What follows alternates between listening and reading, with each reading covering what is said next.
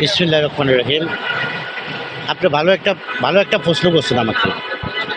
আমরা কিন্তু 17 বছর, ভারত হলো কিন্তু আমাদের থেকে বড় রাষ্ট্র। আমরা 17 বছর আমাদের যে একটা নির্বাচিত অধিকার, যে ভোটের অধিকার, গণতন্ত্র অধিকার, তার জন্যে ভারতের দ্বারে কিন্তু আমরা বহুতবার কিন্তু ঘুরছি। আজকে আসুন, আমার বাংলাদেশে এখন কি পরিস্থিতি চলতেছে, বাংলাদেশের অধিকার জনগণের কিভাবে কণ্ঠ চেপে ধরছে, জনগণের কিভাবে মৌলিক অধিকার কেড়ে নিতেছে, বাংলাদেশের জনগণকে কিভাবে হত্যা করতেছে, কিভাবে গুম করতেছে, কিভাবে গায়েবী মামলা করতেছে। আজকে দেখুন, বিচার করুন। আপনি এগুলার একটা পরিস্থিতি, সুস্থ একটা পরিস্থিতির ব্যবস্থা করুন। ভারত বারবার বলছে বাংলাদেশের ব্যবস্থা বাংলাদেশে বুঝবে, বাংলাদেশের ব্যবস্থা বাংলাদেশে মোকাবেলা করবে। উপর দিয়ে মুখ দিয়ে এই কথা বলছে, আর ভিতরে ভিতরে আমাদের রাষ্ট্রের সাথে রাষ্ট্র বন্ধুতা না করে সে একটা কাজে করে গেছে, একটা ব্যক্তির সাথে বন্ধুতাগিরি করে গেছে।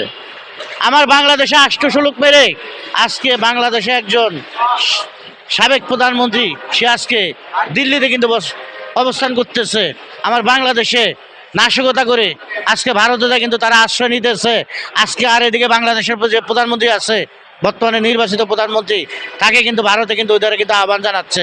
আমি কোন আশাতে আমি ভারতে যাব, কোন মুখ নিয়ে আমি ভারতে যাব? আবার বাংলাদেশে আষ্টশোলক মারে যে লোক আজকে ভারতে দিল্লিতে যে অবস্থান করছে।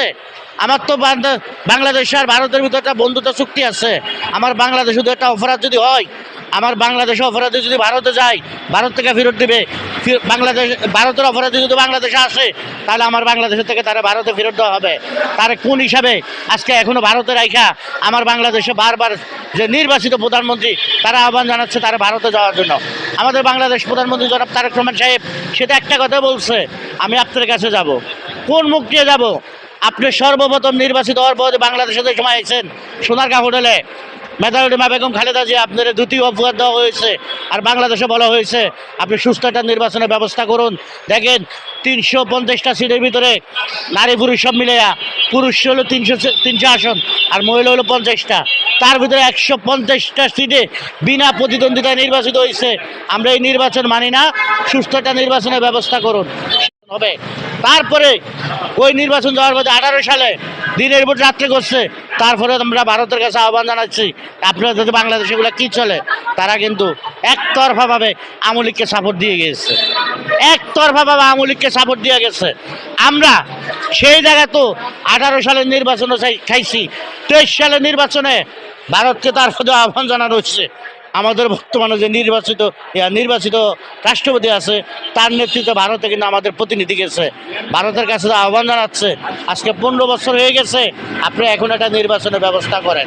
তারা বারবার একটা কথাই বলছে, বাংলাদেশের ব্যবস্থা বাংলাদেশে করবে, উপলব্ধি বলে গেছে, আর ভিতরে ভিতরে কিন্তু আওয়ামী লীগকে সাপোর্ট করে গেছে।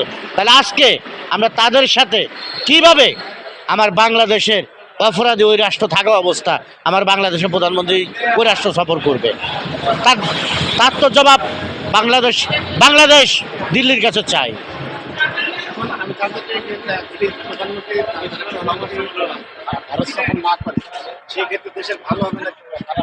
বাংলাদেশ অবশ্যই ভালো হবে, বাংলাদেশ অবশ্যই ভালো হবে। আপনি বলতে পারেন আমি একটা ছোট রাষ্ট্র, আমি একটা